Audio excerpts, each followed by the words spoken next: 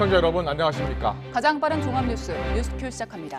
북한이 지난 16일 실패했던 ICBM 탄도미사일을 오늘 오후에 다시 발사한 것으로 전해지고 있습니다. 군 당국이 지금 재원을 정확히 분석하고 있는데요. 잠시 뒤에 바로 전문가 연결해서 짚어보겠습니다. 신고 권력 간 갈등의 골이 갈수록 깊어지고 있는 가운데 박근혜 전 대통령이 오늘 퇴원해서 대구 달성 사저로 돌아갔습니다. 정치권 이슈 자세하게 분석해드리겠습니다. 네, 먼저 북한의 미사일 발사 소식입니다. 북한이 오늘 오후 동해상으로 장거리 탄도미사일 ICBM으로 추정되는 미사일을 한 발 발사했다고 군 당국이 밝혔습니다. 장거리 탄도미사일 발사가 사실이라면 이른바 모든 대량 살상무기 실험을 중단하겠다는 모라토리엄을 파기한 게 되는데요. 이른바 레드라인을 넘으면서 큰 파장이 예상됩니다. 취재 기자 연결합니다. 한현희 기자. 네, 통일 외교 안보부입니다. 북한이 ICBM을 쏜 것으로 추정된다고요? 네, 그렇습니다. 현재 한미 정보당국이 발사체의 정확한 비행 거리와 고도 등의 재원을 분석하고 있는데요. 합참은 일단 북한이 장거리 탄도미사일 한 발을 발사한 것으로 보인다고 밝혔습니다. 비행 거리와 상승 고도가 나와봐야 알겠지만 고각으로 발사한 것으로 추정됩니다. 군이 밝힌 장거리 탄도미사일은 대륙간 탄도미사일, 즉 ICBM을 일컫습니다. 북한은 지난 2018년 핵실험과 ICBM 발사 중지 조치, 즉 모라토리엄을 선언했습니다. ICBM은 미국 본토까지 타격이 가능해서 미국은 북한의 ICBM 시험 발사에 민감하게 반응해 왔는데요. 앞서 한미 당국이 북한의 ICBM 시험 발사 가능성을 놓고 경고를 이어왔는데 북한이 이번에 실제 ICBM 시험 발사에 나선 것이라면 큰 파장이 예상됩니다. 이번 발사는 지난 20일 오전 평안남도 숙천에서 서해상으로 방사포 4발을 발사한 지 나흘 만에 이뤄진 것이자 올해 들어 12번째 무력 시위입니다. 또 미사일로만 따지자면 실패로 확인된 지난 16일 발사 이후 11번째입니다. 북한은 지난달 27일과 지난 5일 신형 ICBM인 화성 17형 성능 시험 발사를 한 뒤에 지난 16일 또다시 비슷한 기종으로 추정되는 발사체를 쏘아 올렸는데요. 당시 발사체는 지상에서 20km 가까이 상승하다가 공중에서 폭발해서 발사에 실패했고 이에 따라 조만간 다시 발사에 나설 것이란 관측이 제기돼 왔습니다. 다음 달 15일 김일성 생일 110주년을 전후해서 북한이 정찰위성이나 혹은 이 정찰위성을 가장한 ICBM을 쏘아 올릴 것이라는 전망이 꾸준히 나오고 있는데요. 이번 발사 역시 이를 앞두고 관련한 시험 발사를 진행했다고 설명할 가능성이 커 보입니다. 미사일 발사와 더불어서 다음 달 김일성 생일 110주년을 앞두고 북한이 대대적인 행사를 준비하는 정황도 포착되고 있습니다. 위성 사진에 평양 미림 비행장 일대에 병력이 집결한 모습이 포착된 데 이어서 이번엔 이 차량 600여 대 이상이 집결한 모습이 찍혔는데요. 열병식 예행 연습을 하는 것으로 추정되는데 준비 정황을 봤을 때 이번 열병식 규모가 꽤 클 것이라는 전망이 나오고 있습니다. 지금까지 통일 외교 안보부에서 YTN 한현입니다. 정부는 북한의 장거리 탄도미사일 발사와 관련해 즉각 국가안전보장회의 NSC 긴급회의를 소집했습니다. 취재 기자 연결합니다. 홍선기 기자. 네, 청와대입니다. 네, NSC 긴급회의가 시작됐습니까? 네, 정부는 북한의 장거리 탄도미사일 발사와 관련해 NSC, 즉 국가안전보장회의 긴급회의를 열고 있습니다. 회의는 북한의 장거리 탄도미사일 발사 소식이 전해진 직후에 곧바로 소집돼서 지금도 열리고 있는 것으로 전해졌습니다. 이번 회의는 NSC 의장인 문재인 대통령이 직접 주재하고 있습니다. 회의에서는 먼저 원인철 합참의장의 보고로 오늘 발사된 북한의 장거리 탄도미사일과 관련한 정보 분석이 이루어지고 있을 것으로 보입니다. 또 연이은 북한의 무력 도발에 대한 대응 방안도 함께 논의될 것으로 보입니다. 특히 오늘 발사된 북한의 장거리 탄도미사일이 ICBM일 가능성에 무게가 실리면서 긴장감이 높아가고 있습니다. 이 NSC는 앞서 지난 20일에도 북한이 평안남도 숙천에서 서해상으로 방사포 4발을 발사하자 긴급 관계차관 회의를 열고 대응책을 논의하기도 했습니다. 이날 회의에서는 참석자들은 최근 일련의 북한의 미사일 발사에 대해 경각심을 갖고 관련 동향을 더욱 면밀히 주시해 나가기로 했습니다. 이 정부는 오늘 NSC 긴급 전체 회의를 마치는 대로 북한의 도발과 관련한 우리 정부의 입장을 내놓을 것으로 보입니다. 북한이 오늘 발사한 장거리 탄도미사일이 ICBM으로 확인될 경우에는 우리 정부의 강도 높은 비판이 예상됩니다. 보다 자세한 소식은 들어오는 대로 다시 전해드리도록 하겠습니다. 지금까지 청와대에서 YTN 홍성기입니다. 네, 지금 속보로 전해드리고 있는데요. 북한이 오늘 오후 2시 38분쯤 동해상으로 대륙간 탄도미사일 ICBM으로 추정되는 미사일을 지금 쏜 것으로 전해지고 있습니다. 네, 관련 내용을 박원군 이화여대 북한어과 교수와 화상으로 연결해서 나눠보겠습니다. 교수님 나와 계십니까? 네, 안녕하세요. 예. 네, 안녕하세요. 일단 군 당국은 장거리 탄도미사일이다라는 사실을 밝히고 있고요. 지금 재원을 분석하고 있습니다. 그런데 ICBM으로 추정된다라는 소식도 전해지고 있거든요. 군 당국이 이렇게 생각하는 이유는 어디에 있을까요? 뭐 가능성이 높다라고 생각이 됩니다. 네. 북한이 올해 들어서 12번째 이런 미사일 도발을 하고 있는데요. 예. 사실은 8번째, 9번째, 10번째 그리고 이번 12번째까지는 사실상 화성 17형 북한이 2020년 10월 열병식에 보여줬고 한 번도 쏘지는 않았는데 예. 그 미사일이다라는 게 8번째 발사 때 한미 정보당국이 확인을 했었죠. 근데 거기에 대해서 북한은 계속해서 군사 정찰 위성을 위한 장거리 로켓이다라고 강변을 하고 있는데요. 특히 기억들 하시겠지만 지난번 10번째의 발사는 사실상 실패로 귀결되지 않았습니까? 네네. 그렇기 때문에 북한은 이것을 계속 쏠 가능성이 있었다라고 판단이 되고 특히 지난 10일이죠. 김정은이 직접 그 국가 우주개발국을 시찰을 해서 한 얘기를 보면 5년 안에 이런 다량의 정찰 위성을 배치하도록 실제 지시를 했습니다. 그 의미는 계속해서 성공할 때까지 이 시험을 하겠다라는 그런 의지가 이미 그때 확인이 됐다라고 볼 수 있죠. 네. 네.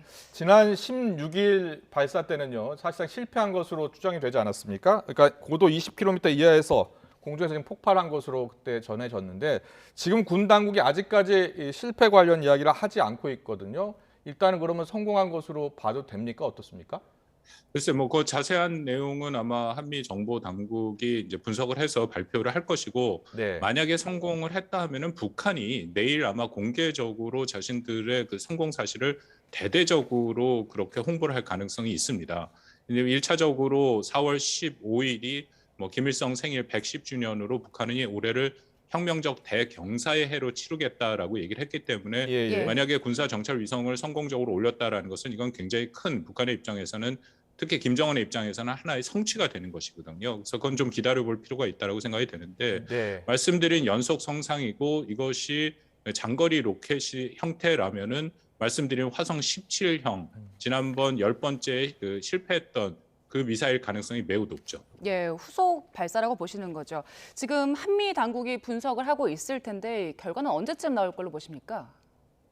글쎄 조만간에 나올 가능성이 있다라고 생각이 됩니다. 왜냐하면 북한이 쏘고 있는 미사일이 이번에도 순환 비행장에서 쐈을 가능성이 크거든요. 왜냐하면 8번째, 9번째, 10번째를 다 순환 비행장에서 쐈습니다. 예. 그러니까 순환 비행장은 일종의 개활지이기 때문에 한미 정보 당국이 집중해서 볼 수 있는 그런 은폐가 되지 않는 시설이거든요. 예. 그러니까 북한은 일부러 보여주기식으로 이것을 쏘고 자신들은 이것이 ICBM이 아닌 군사 정찰 위상이다라고 계속 얘기를 하고 있기 때문에 아마 조만간에 한미 당국이 이것에 대한 재원을 일정 수준을 확인할 수 있을 것이다라고 생각을 합니다. 그렇군요. 일단 ICBM 추정 고각 발사라고 지금 전해지고 있는데요. 고각 발사라고 하면 한미 정보 당국이 어느 정도 사거리를 추정할 수 있을 것으로 보이는데요.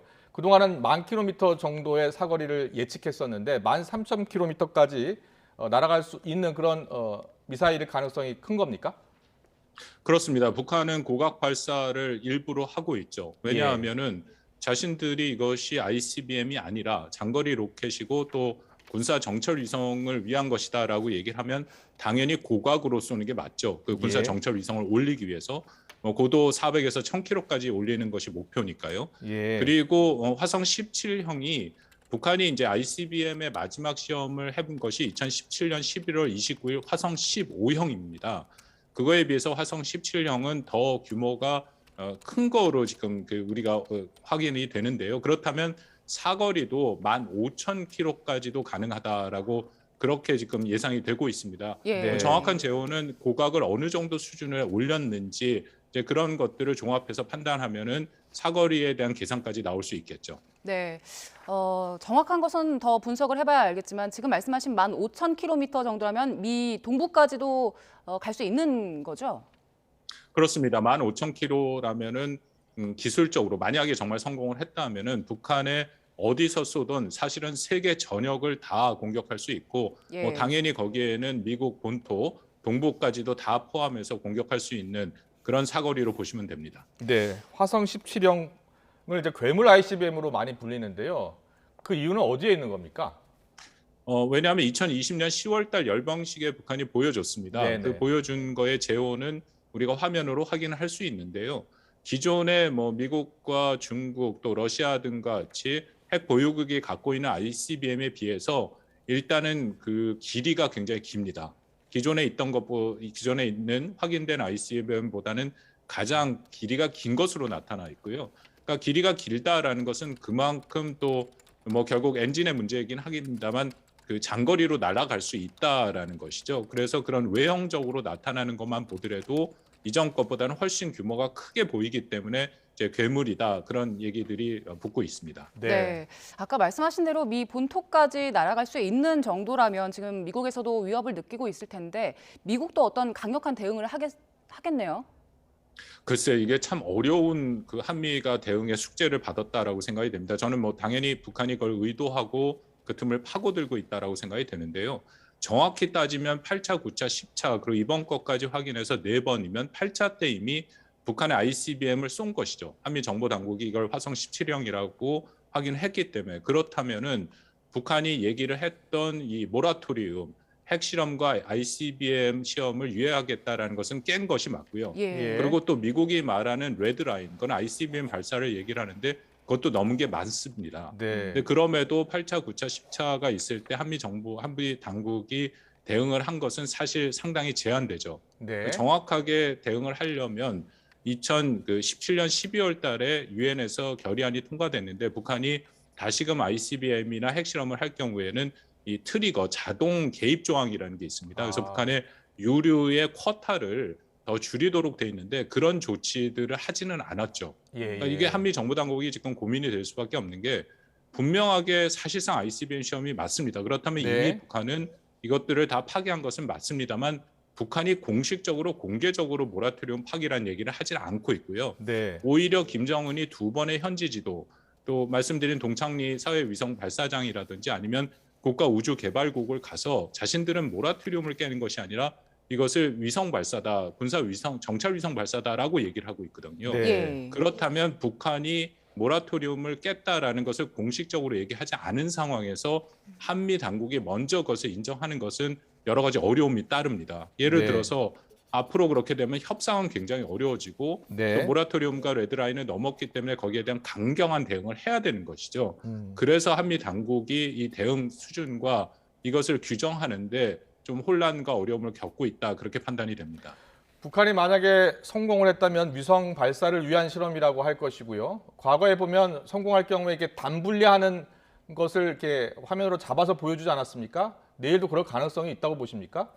성공했으면 예. 당연히 그렇게 보여줄 가능성이 있다라고 생각이 됩니다. 예. 뭐 다양한 사진을 통해서도 얘기할 것이고 네. 또 결국은 근데 핵심은 거의 확실하게 이것은 ICBM이 아니다라는 것에 굉장히 방점을 찍어서 얘기를 하겠죠. 네. 그리고 이것은 군사 정찰 위성 자신들이 작년 1월 달 8차 당대회 때 이미 김정은이 지시했던 군사 정찰 위성을 발사하기 위한 것이었고 성공했다. 이제 그렇게 아마 얘기할 가능성이 높습니다. 네. 네. 그리고 최근에 보도를 보면요. 풍계리 핵실험장 복구하는 과정, 복구하는 내용이 지금 위성으로 잡힌 것으로 좀 전해지고 있는데요. 혹시 추가 핵실험도 할 가능성이 있겠습니까?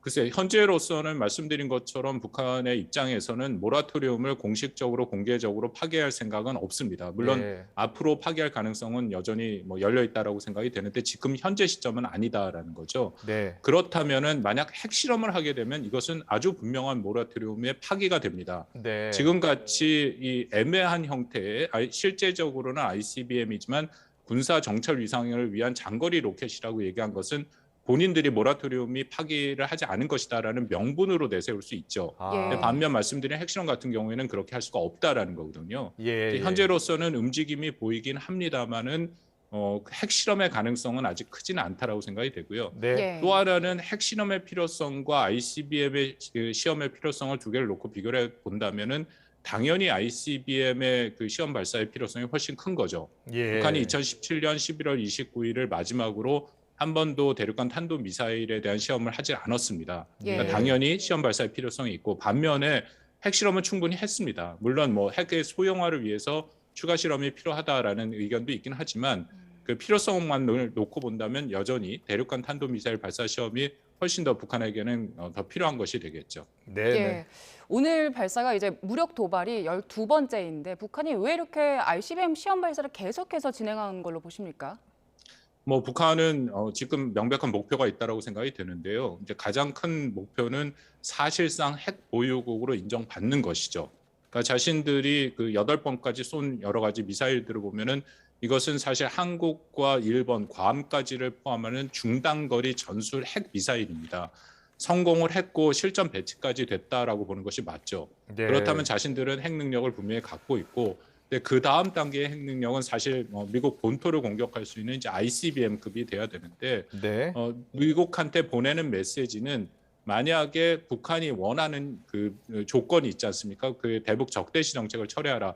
재판단에는 결국 제재를 해제하라라는 얘기인데 그 조건을 미국이 받아들이지 않을 경우에는 분명하게 다음 단계로 명백하게 ICBM으로 넘어갈 수 있으니까 네. 미국을 압박하면서 자신들의 조건을 그렇게 관찰시키는 행동이라고 판단이 되고요. 네. 네. 만약에 이 시점에 일부라도 제재가 해제되는 조건으로 모라토리움을 북한이 계속 연장하게 되는 그런 어떤 일종의 합의가 도출된다면 북한은 제재에 특화된 경제를 갖고 있습니다. 그렇기 때문에 그 결과 이후에는 북한이 사실상 핵 보유국으로서의 그런 입장 위치를 점하게 되는 그런 우리로서는 굉장히 안 좋은 결과가 될 가능성이 높습니다. 그렇군요. 오늘 NSC 회의가 소집이 됐습니다. 대응책을 강구하고 있는데요. 우리 정부가 어떻게 대응하는 게 좋겠습니까?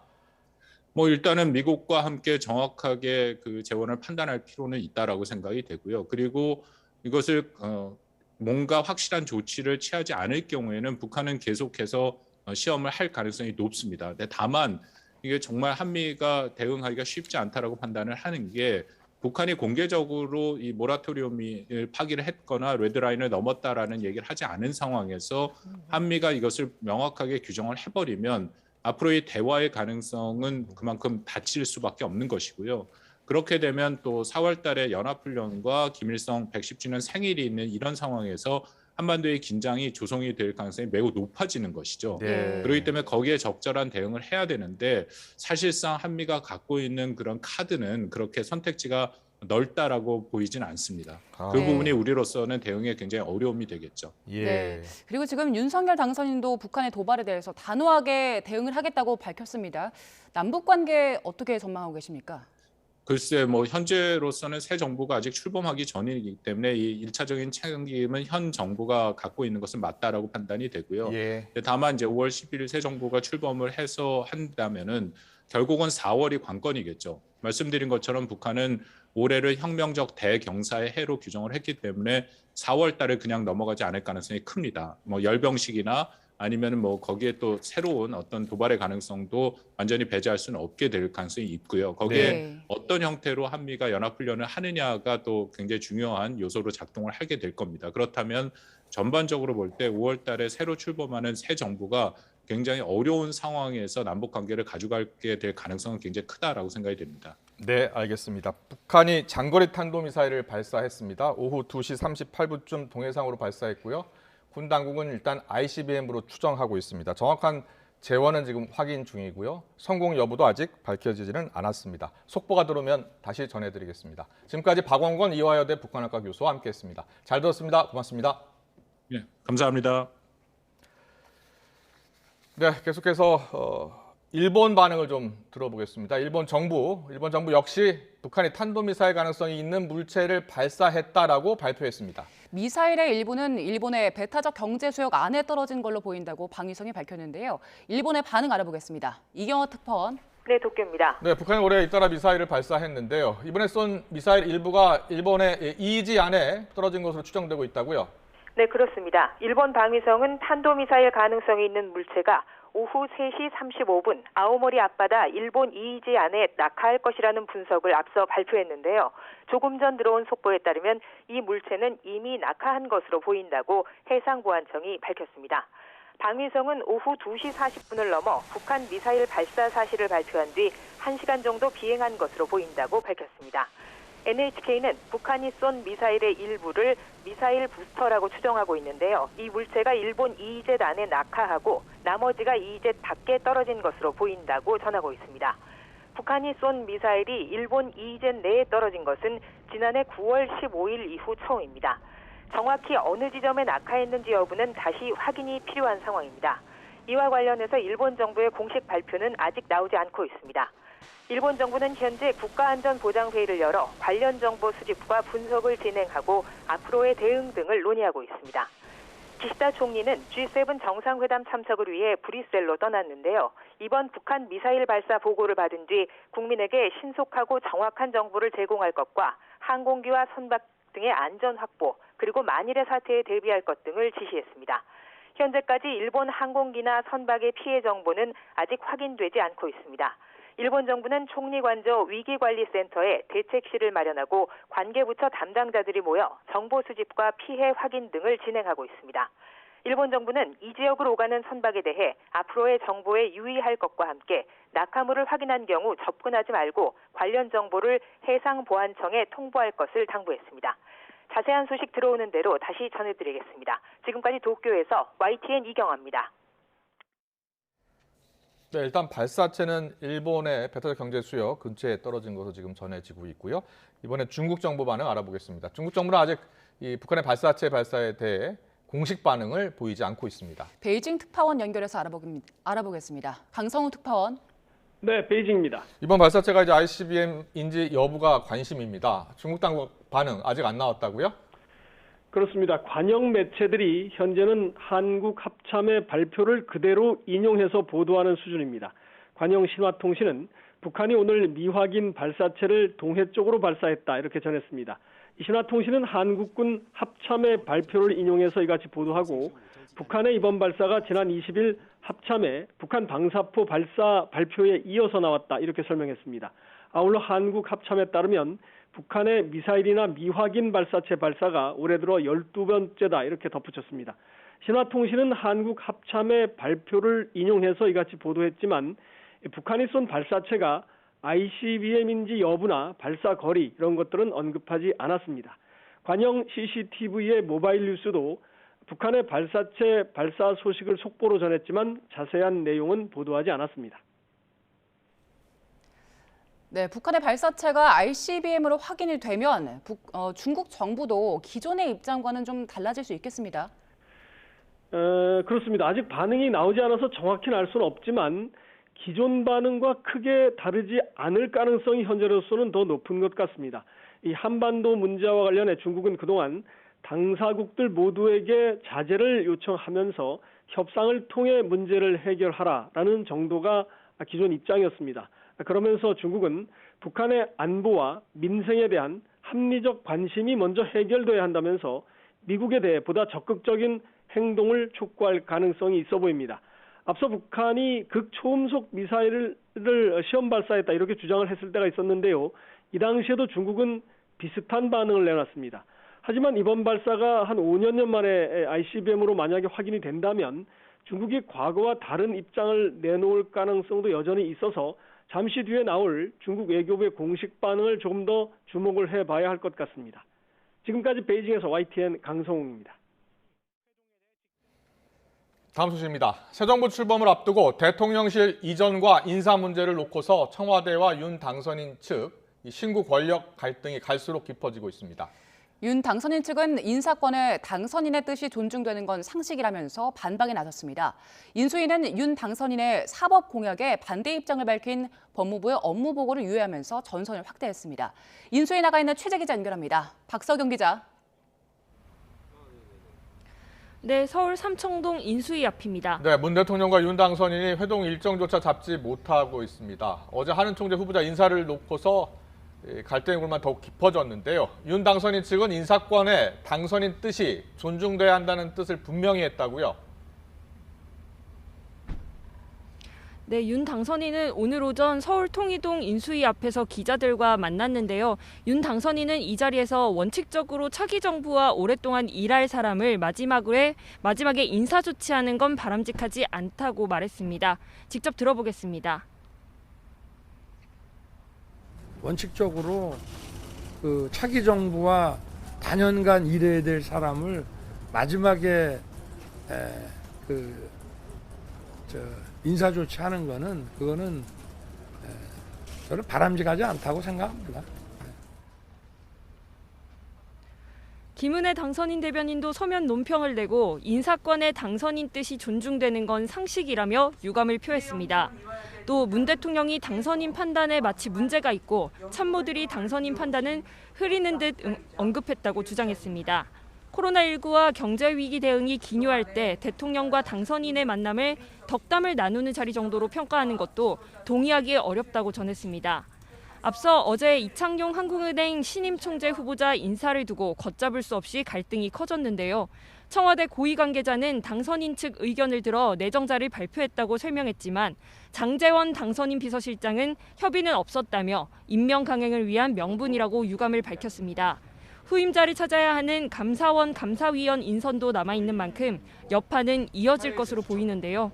다만 윤 당선인은 인사 문제로 인해 회동이 어려울 가능성도 있느냐는 질문에 차원이 다른 문제라며 가능성은 열어놨습니다. 네, 오늘 애초에 예정돼 있었던 법무부의 업무 보고가 유예가 됐습니다. 이 과정에서도 갈등 구도가 드러났죠. 네, 인수위는 오늘 기획재정부와 외교부 등 주요 부처로부터 업무 보고를 받았습니다. 윤 당선인의 수사지휘권 폐지 공약으로 미묘한 신경전을 벌이고 있는 대검찰청과 법무부도 별도로 분리해 업무 보고가 이뤄질 예정이었는데요. 하지만 오늘 오전 정무사법행정분과 인수위원들은 법무부의 업무 보고 일정 유예를 통지했습니다. 정권 교체로 퇴임할 장관이 당선인 공약을 정면 반대하는 처사가 무례하다며 서로 냉각기를 갖고 숙려하기 위해서라고 이유를 설명했습니다. 윤 당선인도 기자들과 만나 오히려 검찰에 독립적인 권한을 줘야 중립을 지킬 수 있다고 말했는데요. 장관 수사지휘는 실제 해보면 별 필요가 없고 자율적으로 의견을 조율할 수 있는 문제라고 지적했습니다. 들어보겠습니다. 그래서 저는 오히려 그런 독립적인 권한을 주는 게 더 중립에 기여를 한다고 생각합니다. 독립성이 어느 정도 인정이 안 되고 중립을 기대한다는 게 쉽지 않은 일이거든요. 그리고 장관의 수사지휘라는 게 실제로 해보면 별 필요가 없어요. 네, 윤석열 당선인은 오늘 퇴원 후에 사저로 이동한 박근혜 전 대통령도 찾아볼 계획이라고 했죠? 네, 윤 당선인은 오늘 마찬가지로 기자들과 만난 자리에서 박 전 대통령을 찾아볼 계획이 있다고 말했습니다. 윤 당선인은 박 전 대통령의 건강이 회복돼 사저로 가게 돼서 다행이라고 말했는데요. 그러면서 다음 주부터 지방을 가보려는데 퇴원했다고 하니 한번 찾아보려 한다고 설명했습니다. 또 오는 5월 10일 대통령 취임식에 전직 대통령이 다 오게 돼 있는 만큼 박 전 대통령을 초청할 의사도 있다고 덧붙였습니다. 지금까지 서울 삼청동 인수위에서 YTN 박서경입니다. 문재인 대통령은 대통령 당선인이 대통령을 만나는데 무슨 협상이 필요하느냐며 회동 지연과 관련해서 답답하다는 입장을 거듭 밝혔습니다. 또 윤석열 대통령 당선인을 향해서는 다른 이들 말을 듣지 말고 당선인이 회동에 대해 직접 판단해야 한다고 말했습니다. 취재 기자 연결합니다. 백종규 기자. 네, 청와대 춘추관입니다. 네, 문 대통령이 오늘 윤 당선인에게 다시 한번 얘기한 거죠. 조건 없이 만나자라고 한 거죠. 네, 문재인 대통령은 오늘 오전 참모회의에서 윤석열 대통령 당선인과의 회동이 지연되는 것과 관련해 답답하다는 심경을 밝히고 조건 없는 만남을 촉구했습니다. 문 대통령은 두 사람이 만나 인사하고 덕담을 나누는 자리에 무슨 협상이 필요하냐고 말하기도 했는데요. 그러면서 문 대통령은 자신은 곧 물러날 대통령이고 윤 당선인은 새로운 대통령이 될 분이라면서 이번 회동은 회담하는 것이 아니라고 밝혔습니다. 또 대통령 당선인이 현직 대통령을 예방하는 데 협상과 조건이 필요하다는 말을 들어보지 못했다고 덧붙이기도 했습니다. 이와 함께 대통령과 당선인이 그냥 만나 환한 얼굴로 손을 잡는 모습만 보여도 국민 입가에 미소가 돌아야 하는 일이라고 말하기도 했습니다. 문 대통령은 윤 당선인이 다른 이들의 말을 듣지 말고 당선인이 회동에 대해서 직접 판단해달라고 말하기도 했는데요. 당선인과 허심탄회하게 이야기하면 되는데 윤 당선인 측근들이 내놓는 메시지 탓에 회동이 더 어려워지고 있다고 판단한 것으로 보입니다. 청와대 고위 관계자는 문 대통령이 이철희 청와대 정무수석과 장제원 당선인 비서실장 협상 라인 외에 다른 곳에서 여러 가지 말들이 나오는 것을 염두에 말을 꺼낸 것 같다고 설명했습니다. 이어 오늘 아침 윤 당선인이 청와대가 발표한 한국은행 총재 후보자 인사와 관련해 바람직하지 않다는 입장을 낸 것에 대해서는 당선인 말에 직접 코멘트를 하는 건 적절치 않다고 말했습니다. 다만 어떻게 됐던 이런 상황이 발생한 것이 바람직하지 않다는 문 대통령의 인식이 있다며 인사 자체가 회동의 의제가 되어 마치 당선인 측과 합의가 이루어져야 하는 것처럼 인식되는 것에 우려를 표한 것으로 보인다고 설명했습니다. 그러면서 분명한 것은 문 대통령의 임기 안에 이루어지는 인사는 현직 대통령의 몫이라며 당선인도 임기 말까지 인사권을 행사하면 될 일이라고 덧붙였습니다. 이와 함께 이전의 대통령 권한대행도 마지막까지 인사를 했다면서 이는 인사권이 대통령이 가진 법적 권한이자 의무이기도 하기 때문이라고 강조하기도 했습니다. 문 대통령이 다시 한번 조건 없는 만남을 언급하며 윤 당선인 측에 손을 내밀었지만 윤 당선인 측에서는 회동을 위한 회동은 하지 않겠다는 입장을 고수하고 있어 두 사람의 만남은 여전히 불투명한 상황입니다. 지금까지 청와대 춘추관에서 YTN 백종규입니다. 더불어민주당이 지금 새 정부 출범 이후 거대 야당을 이끌 첫 원내대표를 선출하고 있습니다. 교황을 뽑는 콘클라베 방식을 빌려서 결선 투표까지 진행이 되는데 방금 1차 투표 결과가 나왔습니다. 국회 취재기자 연결합니다. 나연수 기자. 네, 국회입니다. 네, 1차 투표 결과가 나왔군요. 후보군이 어떻게 좁혀졌습니까? 네, 민주당은 앞서 오후 2시부터 의원총회를 열어 1차 투표에 들어갔는데요. 일단 4파전 구도로 좁혀졌습니다. 박광온, 박홍근, 이원욱, 최강욱 의원이 2차 투표 후보자로 이름을 올렸습니다. 공개 출사표를 던진 다른 3선 의원들과 달리 출마 의사를 밝히지 않았던 최강욱 의원이 눈에 띕니다. 열린민주당 비례대표 출신의 초선이죠. 이번 선거가 교황을 선출할 때 쓰는 콘클라베 방식을 빌려왔기 때문에 가능한 상황입니다. 민주당은 계파 갈등을 최소화하기 위해 별도 입후보 없이 1차 투표를 진행했고 여기서 3분의 2 이상 득표자가 나오지 않으면 10% 이상 득표한 의원들을 대상으로 2차 투표를 하기로 했습니다. 최 의원도 10% 이상 표를 얻은 것인데 일부 초선 의원들 간에 상당한 물밑 교감이 있었던 것으로 알려졌습니다. 당초 안팎으로 출마 의지를 보였던 후보군은 4선의 안규백 의원, 3선의 김경협, 박광온, 박홍근, 이원욱 의원이었습니다. 2차 투표 후보자들은 조금 전 정견 발표를 마쳤고요. 지금 2차 투표가 진행되고 있습니다. 2차 투표에서도 과반 득표자가 나오지 않으면 결선 투표 최다 득표자로 원내대표를 선출할 예정입니다. 이재명계로 불리는 박홍근 의원과 이낙연계로 분류되는 박광온 의원의 2파전이 예상되는데 특히 결선 투표에서 다른 후보를 지지했던 의원들의 표심이 누구를 향할지가 주목됩니다. 지금까지 국회에서 전해드렸습니다. 지난해 말 사면된 박근혜 전 대통령이 병원에서 퇴원해 대구에 마련한 사저에 입주했습니다. 사저에는 수천 명의 환영 인파가 몰렸고 박 전 대통령은 지역 주민들에게 감사의 인사를 남겼습니다. 허성준 기자의 보도입니다. 미소 띤 밝은 표정의 박근혜 전 대통령. 짙은 남색 코트를 입고 휠체어 없이 직접 걸어 병원을 나섰습니다. 지난해 11월 어깨와 허리 통증으로 입원한 지 넉 달 만에 퇴원한 겁니다. 탄핵 후 5년 만에 국민 앞에 선 박 전 대통령은 건강이 많이 회복됐다며 의료진 등에게도 감사를 전했습니다. 염려를 해주셔서 건강이 많이 회복이 됐고요. 지난 4개월 동안 헌신적으로 치료에 임해주신 삼성병원의 의료진 그리고 관계자 여러분께 감사의 말씀을 드리고 싶습니다. 박 전 대통령은 국립서울현충원에 들러 고 박정희 전 대통령 내외 묘역을 참배한 뒤 대구 달성군에 마련된 사저로 향했습니다. 지지자들의 열렬한 환호 속에 사저에 도착한 박 전 대통령은 탄핵 이후 힘들었던 속내를 드러내기도 했습니다. 지난 5년의 시간은 저에게 무척 견디기 힘든 그런 시간들이었습니다. 정치적 고향이자 마음의 고향인 달성으로 돌아갈 날을 생각하며 견뎌냈습니다. 특히 정치적 고향인 달성과의 인연을 강조하며 따뜻하게 맞아준 주민들에게 감사를 표했습니다. 사면이 결정된 후에 이곳 달성의 여러분들이 제가 달성에 오면 편안한 여생을 보낼 수 있도록 돌봐드리겠다는 내용의 언론 기사를 보고 깊은 감동을 받았고, 박 전 대통령은 특별한 정치적 메시지 없이 약 8분간의 인사말을 마치고 사저로 들어갔습니다. 박 전 대통령의 입주 소식이 전해지면서 사저 주변에는 지지자 등 5천여 명의 인파가 몰렸습니다. 귀향을 환영하는 현수막이 걸렸고 화환 수백 개가 길가를 장식했습니다. 반기고 싶은 마음, 사랑하는 마음, 오직 그것뿐이었어요. 개인적인 마음으로는 그것만 하시면 좋겠다는 생각입니다. 일부 지지자들 사이 환영 방식을 두고 신경전이 벌어지기도 했고, 박 전 대통령이 인사말을 하는 도중 누군가 소주병을 던져 경찰에 체포되기도 했습니다.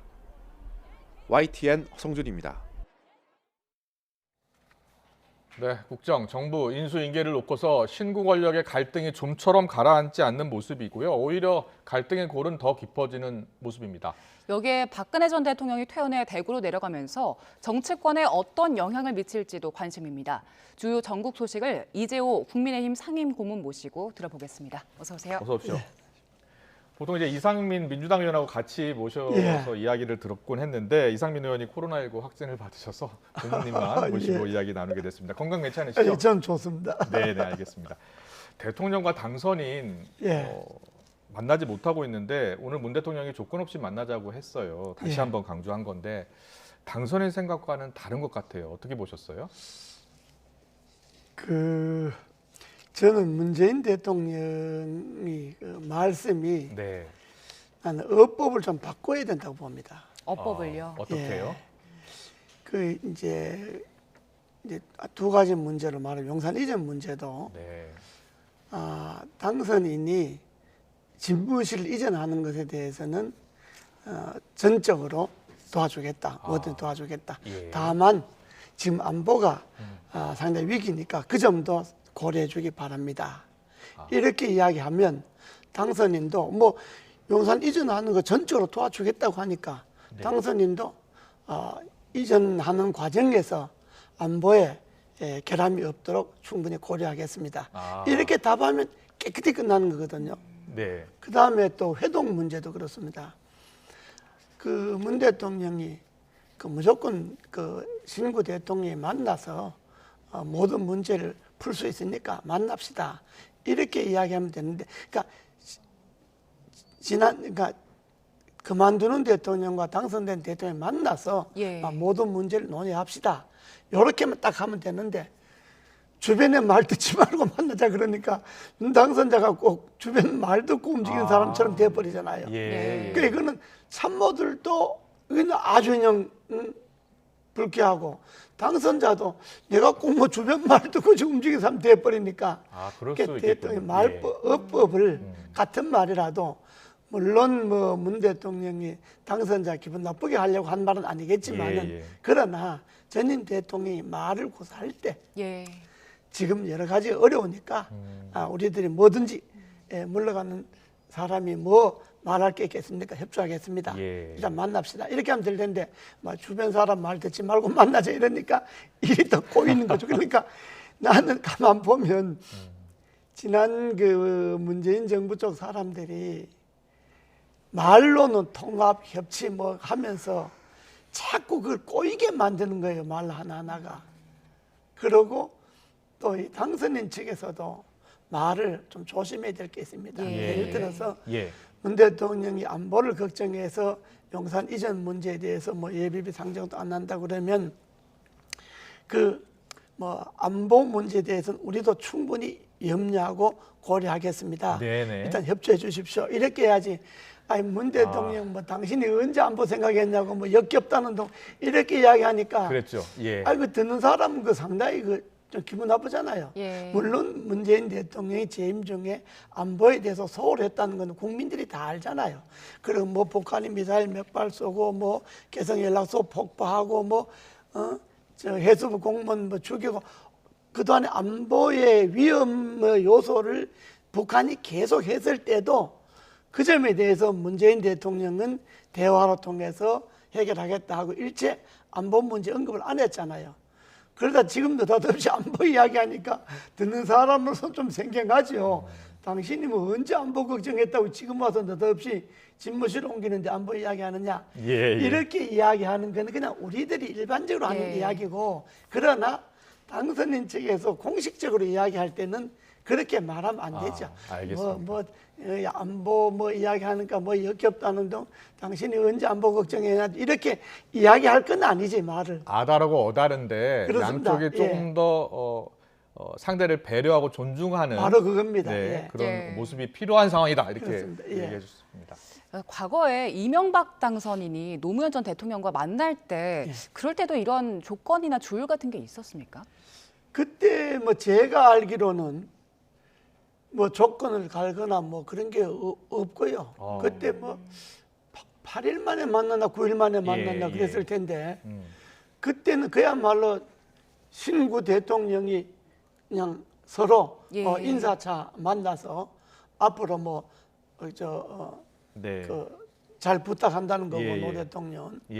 그 또 이명박 대통령은 잘 좀 전임 대통령으로서 뭐 퇴임해도 전임 대통령이니까 제보다는 위니까 많이 뭐 지도해 주십시오, 뭐 도와주십시오 이렇게 이야기하고 그 첫 번 만남에 대해서는 뭐 크게 뭐 안건을 갖고 만난 것이 아니고 또 지금 그 또 하나 꼬이는 게 문 대통령이 하는 총재 임명했잖아요. 그렇습니다. 그 여쭤보려고 했는데 하는 총재 후보를 지명하면서 청와대는 협의를 했다고 하고 인수위는 아니라고 협의한 적 없다 이렇게 이야기하는데 뭐 양쪽 다 거짓 주장을 하는 것 같지는 않아요. 그러니까요. 그 뭐 양쪽도 말 들으면 다 그럴 듯한데. 맞습니다. 저도 방법이 제가 뭐 틀렸어요. 저렇게 하면 안 되고. 네네. 하는 총재 임명이 뭐 며칠 동안에 공석이 된 데는 무슨 지장이 있겠습니까? 그러니까 문 대통령은 신임 윤 대통령과 만난 자리에서 중요한 거잖아요. 하는 총재 자리는. 하는 총재라든지 뭐 인사할 게 있으면 이런 거는 저희들은 이렇게 하는데 어떻게 생각하시냐든지 만약에 당선자께서 동의해 주신다면 저희들이 임명할 수 있고 더 검토할 사항이 있으면 좀 더 연기하겠습니다. 뭐 이렇게 이야기하면 서로가 배려하잖아요. 문 대통령, 윤 대통령의 동의를 구하는 입장이 되는 거고 윤 대통령, 문 대통령의 정중한 제의에 대해서 검토할 시간을 갖는 거고 이렇게 해서 해결하면 될 텐데 그냥 뭐 실무자들이 협의했다 그러고 발표하고 이러니까 대통령 당선자로서는 좀 황당하죠. 그러니까 저런 일들이 조금만 아까 말씀하신 대로 서로 존중해주고 서로 나가는 사람 들어가는 사람 서로 배려해주고 이런 생각만 있으면 아무것도 아니잖아요. 그렇네요. 조금만 하면 해결될 문제를 저렇게 하니까 국민들은 그래요. 아침에 산에 올라가 보니까 통합한다더니 잘 논다. 딱 요 말이에요. 그 산에 온 어른들의 이야기가 통합하더니만 잘 노네. 그러니까 신구 대통령이 하는 게 다 마음에 안 든다. 이 말이에요. 좀 국민들은. 그렇겠네요. 이게 지금 당선된 지 오늘이 벌써 며칠째입니까 이게. 이거 뭐 대통령끼리 또 못 만나니까 이러다가는 못 만나고 취임할 수도 있어요. 보니까. 보름이 됐는데요. 보름. 그러니까 국민들은 짜증나기 시작하는 거죠.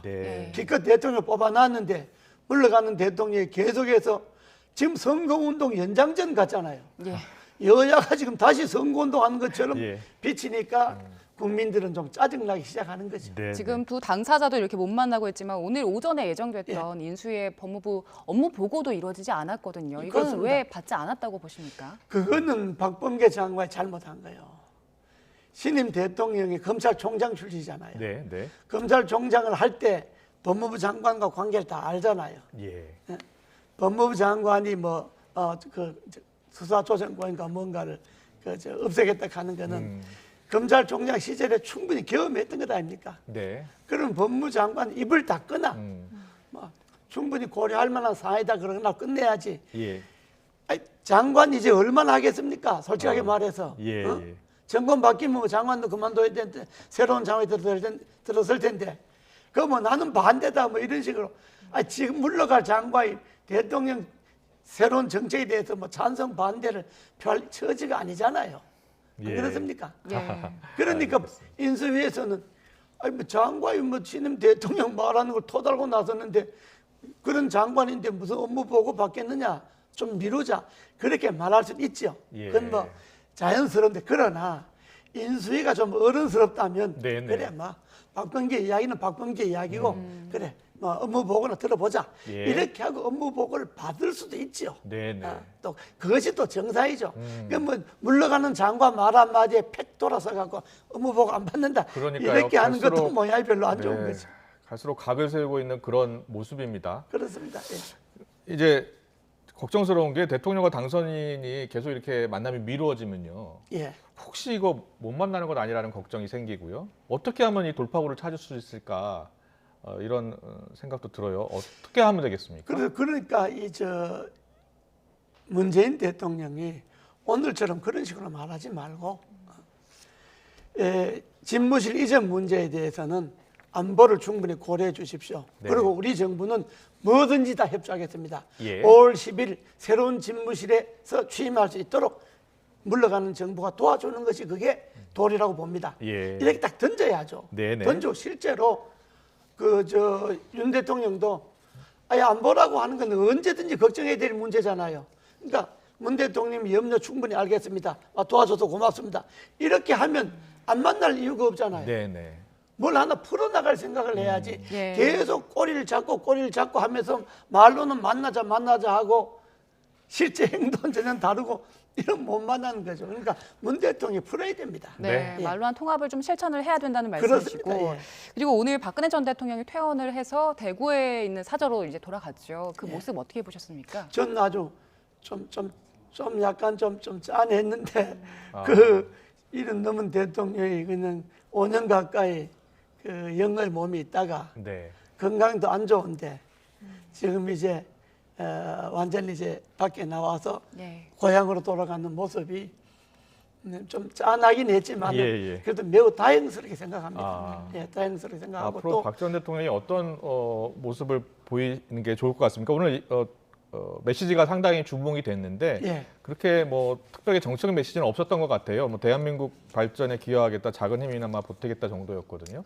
그럼 저는 전임 대통령으로서 지극히 상식적인 말씀을 네. 하셨다. 예. 그것에 대해서 뭐 정치적 해석을 할 필요는 없고 전임 대통령으로서 대한민국 발전에 조금만 일이라 보탬이 되겠다 하는 것은 당연하지 않습니까? 네. 그리고 또 건강한 모습으로 돌아가시니까 보기는 좋습니다. 네. 앞서 좀 짠하다는 생각이 예. 드셨다고 말씀하셨는데 오늘 모습 보면서 이명박 전 대통령 생각도 좀 나셨을 것 같아요. 제가 안 났다 그러면 거짓말이죠. 예. 이명박 대통령도 지금 건강이 안 좋으시거든요. 연세도 예. 연세지만은 예.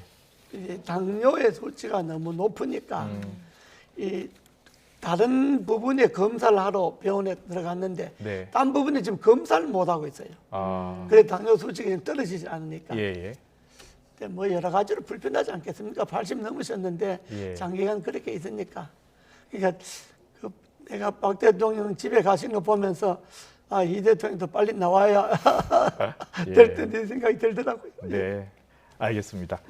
오늘 말씀은 여기까지 듣겠습니다. 지금까지 이재호 국민의힘 상임고문과 이야기 나눠봤습니다. 잘 들었습니다. 고맙습니다. 네, 감사합니다.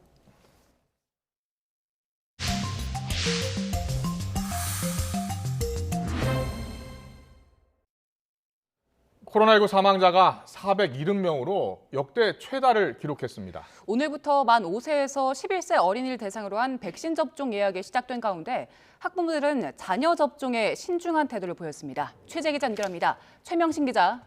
네, 최명신입니다. 네, 먼저 사망자 현황부터 전해주시죠.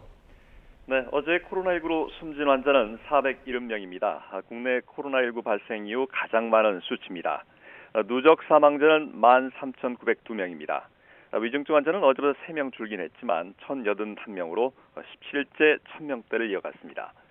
전국 중환자 병상 가동률은 64.6%로 0.2%포인트 높아졌습니다. 신규 환자는 전날보다 9만 5천여 명 적긴 하지만 여전히 40만 명대에 근접했습니다. 국내 누적 확진자는 1,082만 명에 달합니다.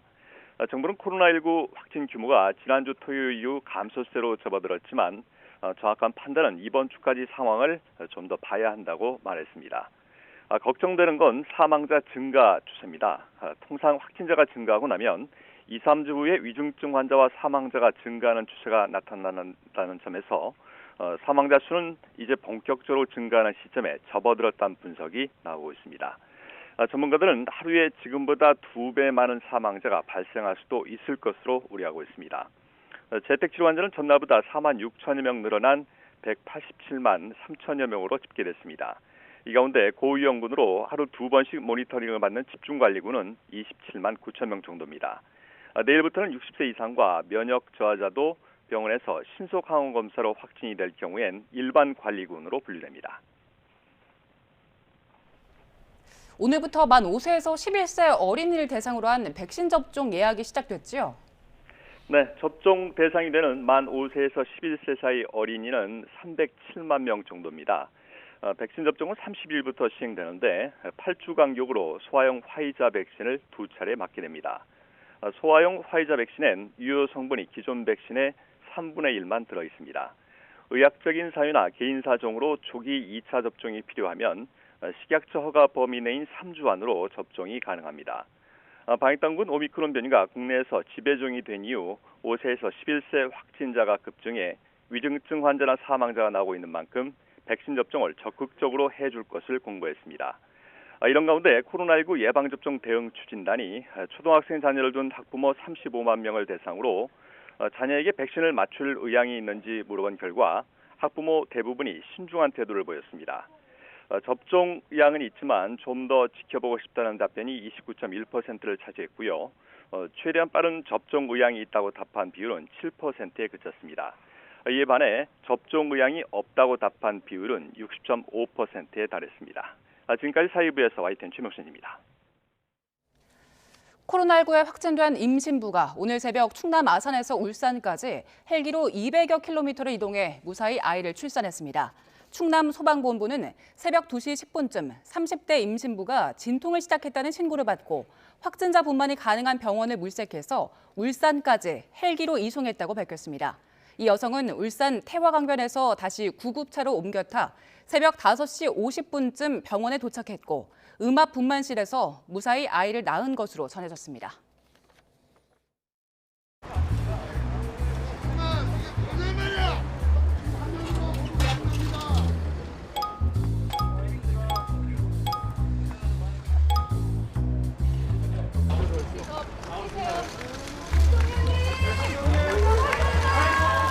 국민 여러분께 5년 만에 인사를 드리게 됐습니다. 많이 염려를 해주셔서 건강이 많이 회복이 됐고요. 앞으로 계획은 혹시 어떻게 되세요? 앞으로 거치나 계획이 정해진 게 있을까요?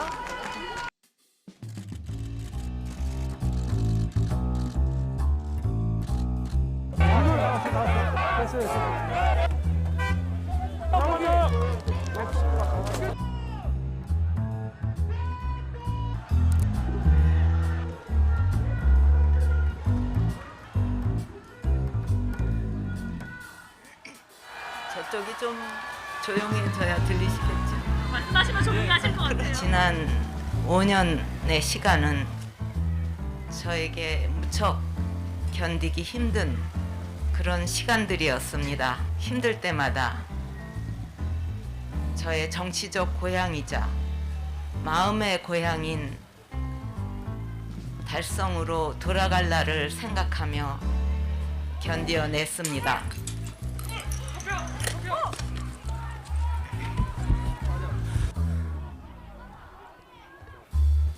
이루지 못한 많은 꿈들이 있습니다. 제가 못 이룬 꿈들은 이제 또 다른 이들의 몫이라고 생각합니다.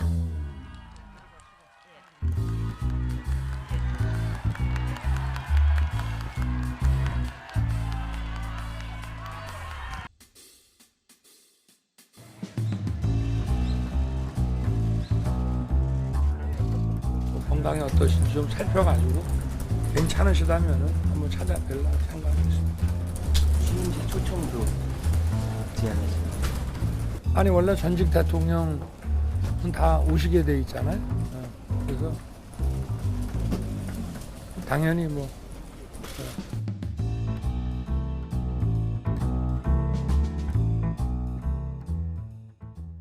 박근혜 전 대통령이 오늘 오전 퇴원해서 대구 사저에 도착을 했고요. 윤석열 당선인은 박 전 대통령을 찾아뵐 생각이다라고 했고 취임식에도 초청하겠다고 했습니다.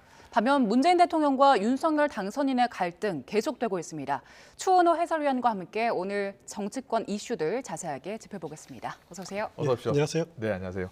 박근혜 전 대통령 오늘 오전 퇴원했습니다. 저희가 영상으로 보여드렸는데 표정은 좀 밝은 편이었고요. 그렇습니다. 또 올린 머리 그대로였어요. 어떻게 보셨어요? 좀 얼굴이 부은 것이 얼굴이 약간 부은 것 명확하죠. 같고요. 예. 그래도 건강한 모습, 그러니까 몸도 마음도 굉장히 압박이 심했을 텐데 네.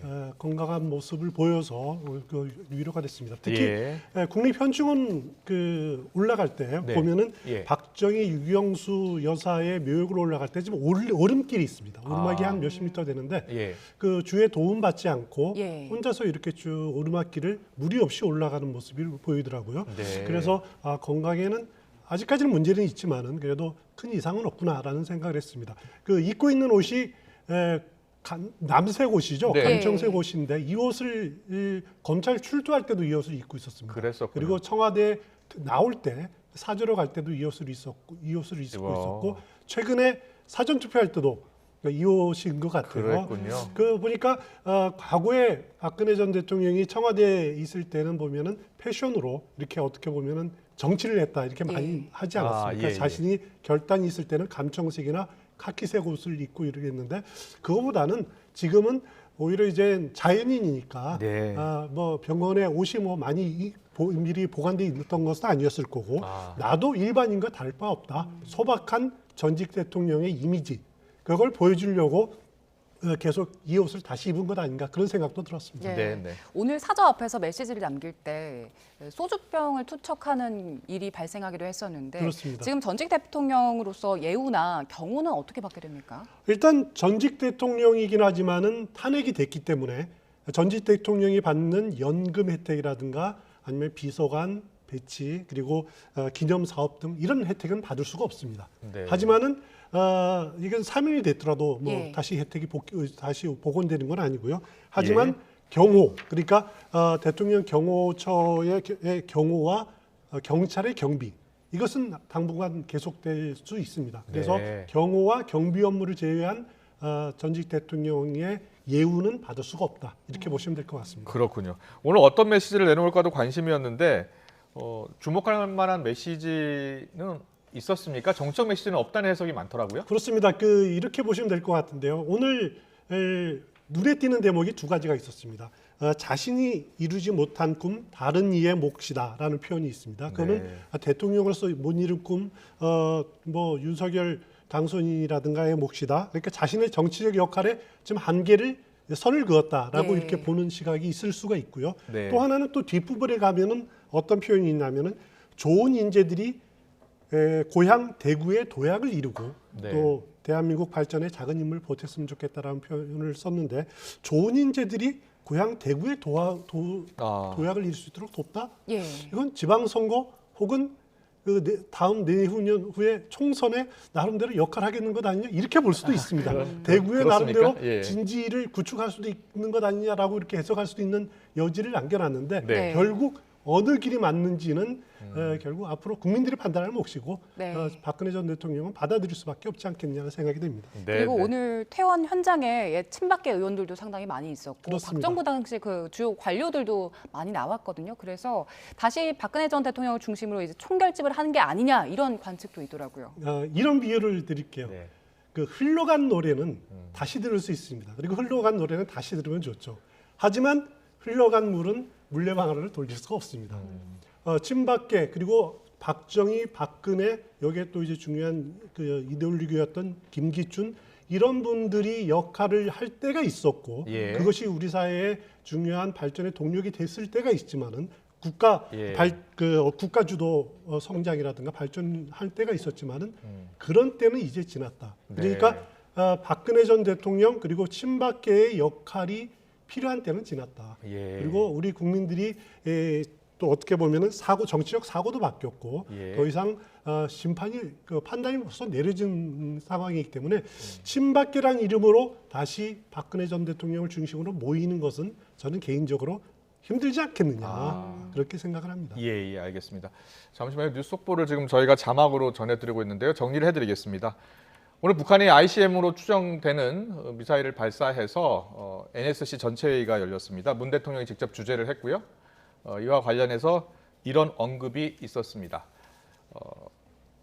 이번 북한의 발사는 김정은 위원장의 발사 유예 약속을 스스로 파기한 것이다. 이렇게 이야기를 했고요. 네. 그리고 한반도와 지역 또 국제사회의 심각한 위협을 야기하고 유엔 안보리 결의를 명백히 위반한 것임을 강조하면서 이를 강력하게 규탄했습니다. 그리고 네.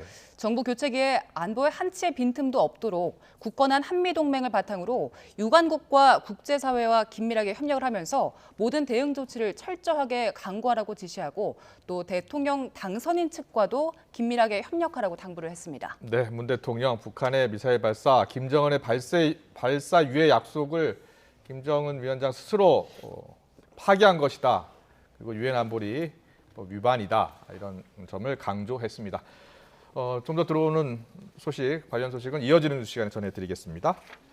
그리고 윤 당선인은요, 오늘 박 전 대통령 사저에 조만간 찾아가겠다라고 이야기했거든요. 그렇습니다. 그 취임식에도 초청하겠다라고 했고요. 일단 만남이 성사될 것 같습니까? 일단 윤석열 당선인 측에서 노력을 할 겁니다. 일단 5월 10일 그 취임식의 모습을 미리 한번 그려볼 필요가 있는데요. 네.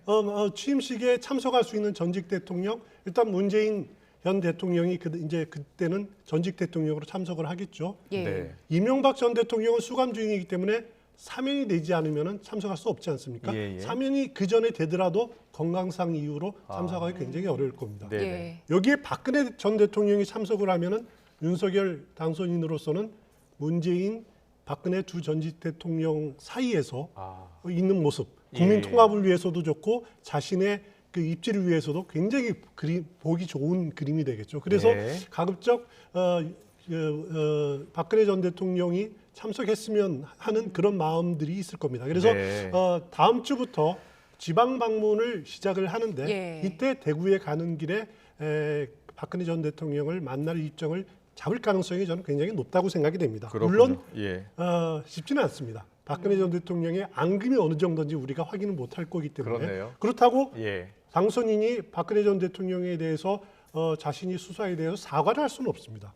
왜냐하면 그건 당연한 자신의 직책이었기 때문에 국가 검찰로서 해야 될 부분을 했었기 때문에 사과는 아니더라도 인간적인 미안함 이런 것들은 진솔하게 표현할 수 있지 않겠느냐. 그런 부분들이 어떻게 박근혜 전 대통령의 마음을 가라앉힐 수 있느냐. 이런 것들이 이제 관건이 아닌가 생각이 됩니다. 그렇군요. 네, 그리고 문재인 대통령도 축하난을 보냈다는 소식이 들어왔는데 여기에 대해서 박근혜 전 대통령은 어떻게 화답을 했습니까? 일단 문재인 대통령이 오늘 비서관 통해서 그 난을 전달했습니다. 퇴원을 축하하는 난. 그래서 늘 건강하십시오라고 하는 문구가 있었는데 유영하 변호인을 통해서 전달했고요. 박근혜 전 대통령은 문 대통령에게 마무리를 잘 하시고 건강을 잘 챙겼으면 좋겠다 이런 덕담을 주고받았습니다. 정치적 의미가 있다 이렇게 보기는 어렵고요. 그냥 덕담 차원이라 생각하시면 될 것 같습니다. 알겠습니다. 자, 신구 권력 갈등 이야기 해보겠습니다. 문재인 대통령과 윤석열 당선인 연일 충돌하면서 국민적 피로도도 커지고 있는데요. 하지만 권력 이양기마다 신구 정권의 충돌은 반복돼 왔습니다. 어떤 일들이 있었는지 저희가 영상으로 모아봤습니다.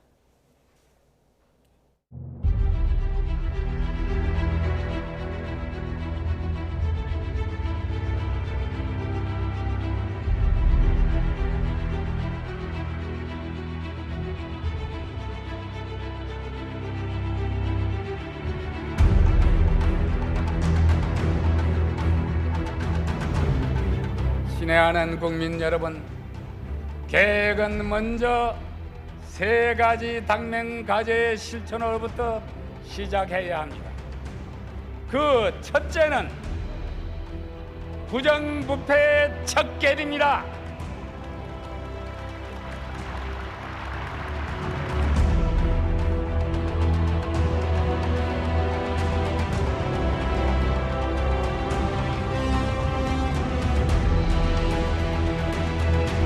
오 년 사이에 400억 부채가 1,500억까지 됐느냐, 이것을 원인을 정확히 규명을 해야 합니다.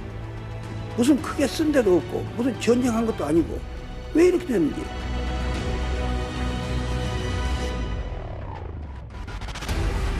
노무현 당선자는 정부 부처로부터 업무 보고를 받는 자리에서 정부 조직을 개편해야 한다고 강조했습니다.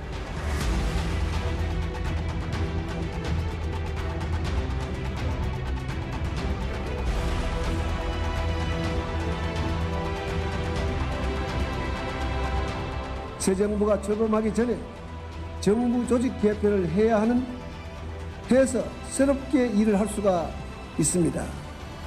옳다고 생각하는 일을 미루는 것은 나라의 발전을 그만큼 지체시키는 일입니다. 아직은 노무현 정부거든요. 지시하고 명령하고 새 정부의 정책을 지금부터 준비하라 이렇게 지시하는 것은 인수위의 권한이 아니거든요. 만일에 한 번 더 협조해라는 얘기가, 인사 자제하라는 얘기가 한 번 더 나오면 그 사람 모욕 주기 위한 것으로 생각해서 제 마음대로 할 겁니다.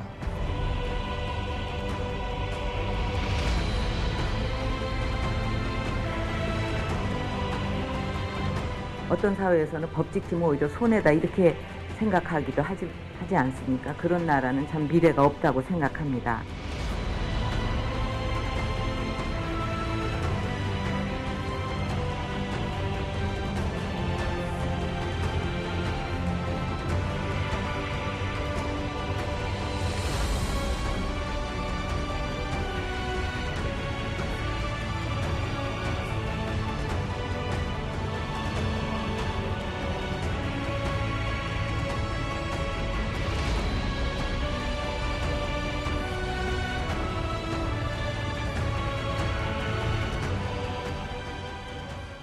그렇습니다. 벌써 15일째입니다.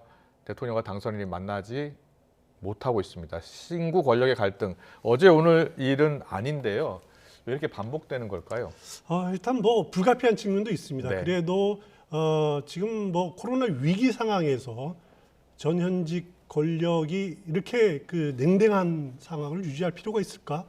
참 쓸데있는 불필요한 기싸움이다라는 생각이 들고요. 저는 지금 와서는 이런 생각이 듭니다. 과연 윤석열 당선인과 문재인 대통령의 만남이 먼저 이뤄질지, 윤석열 당선인과 박근혜 전 대통령의 만남이 뭐가 먼저 이뤄질지, 오히려 그것이 오히려 관심일 정도로 그 대통령과 당선인의 만남이 정말 이제는 이루어지지 않는 것 아니냐, 이런 가능성도 충분히 우려까지도 나오고 있는 상황인 것 같습니다. 단순하게 지금 만남이 이루어진다고 해서 덕담 차원로 그칠 수 있다, 그렇게 보지는 않고요. 이제는 현안들이 분명히 있기 때문에 현안들을 논의할 수밖에 없는 그런 자리가 될 수 있는데 그게 조율이 쉽지 않아 보입니다. 네, 알겠습니다. 또 속보가 들어왔네요. 자, 북한의 미사일 발사 관련 속보입니다. 정부가 앞서 전해드린 대로 ICBM 발사와 관련해 문 대통령 주재로 국가안전보장 회의 NSC 긴급 회의를 열었고요. 청와대에서 회의 결과를 발표했죠. 네, 서주석 국가안보실 1차장의 발표 내용을 직접 들어보시겠습니다. 북한의 대륙간 탄도미사일 발사에 대한 정부 성명. 오늘 북한의 대륙간 탄도미사일 발사는 한반도 비핵화와 평화를 촉구하는 우리 국민들의 여망, 국제사회의 요구와 외교적 해결을 위한 유관국들의 노력에 대한 중대한 도전이자 한반도와 지역, 국제사회에 심각한 위협을 야기하는 행위로서 유엔 안보리 결의를 명백히 위반하고 북한이 국제사회에 약속한 대륙간 탄도미사일 발사 유예를 스스로 파기한 것인 바 정부는 이를 강력히 규탄한다. 정부는 우리의 굳건한 군사적 대응 능력과 공고한 한미동맹을 바탕으로 어떠한 위협에도 확고하게 대응해 나가면서 우리 안보소의 만전을 기해 나갈 것이다. 정부는 한미 간 긴밀한 협력을 바탕으로 유관국 및 국제사회와 협력하면서 필요한 대응 조치를 취해 나갈 것이다. 정부는 북한이 한반도의 긴장을 조성하고 지역 정세의 불안정을 초래하는 행동을 즉각 중단하고 외교적 해결의 길로 조속히 복귀할 것을 엄중히 촉구한다. 이상입니다. 네, 서주석 국가안보실 제1차장의 브리핑 내용 들으셨습니다. 들으신 대로 북한이 ICBM으로 추정되는 미사일을 발사했다는 것이 1시간 전 국방부 군 당국의 발표였는데요. 조금 전 확인이 된 것 같습니다. 북한의 ICBM 발사로 이렇게 정의를 했고요. 심각한 위협을 야기하는 행위이고 유엔 안보리 결의 위반이다. 강력히 규탄한다는 발표 내용 직접 들으셨습니다. 네. 계속해서 정치권 이슈 계속 이어가겠습니다. 일단 문 대통령과 윤석열 당선인 회동이 아직 이루어지지 않고 있는데요. 근데 양측의 기싸움이 계속되고 있는 것 같거든요. 그렇습니다. 그래서 더 어려워지는 것 아닐까 이런 생각도 들어요. 그렇습니다. 기싸움뿐만 아니라 이제는 그 인사권 문제가 쟁점이 됐죠. 한국은행 총재는 어제 정리가 됐습니다만은 네. 감사원 감사위원 두 자리 문제, 또 선관위원 문제, 이런 여러 가지가 겹쳐 있기 때문에 양측이 서로 물러설 수 없다라고 하는 부분들이 지금 굉장히 치열해지고 있죠. 여기다가 청와대 이전 문제 여러 가지가 지금 겹쳐 있어가지고 쉽게 조율이 되지는 않은 상황입니다.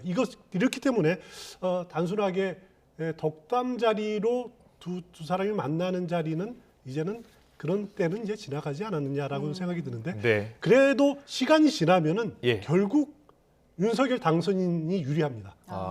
결국 어차피 어떤 이유 때문이죠? 어차피 40여일 지나면 물러날 정권이거든요. 그렇기 때문에 현 정부에서 그 원리 원칙대로 한다. 임기 마지막 날까지 대통령으로서의 권한을 행사하겠다고 하지만은 결국 40여일 지나면 끝나지 않습니까? 네. 그렇기 때문에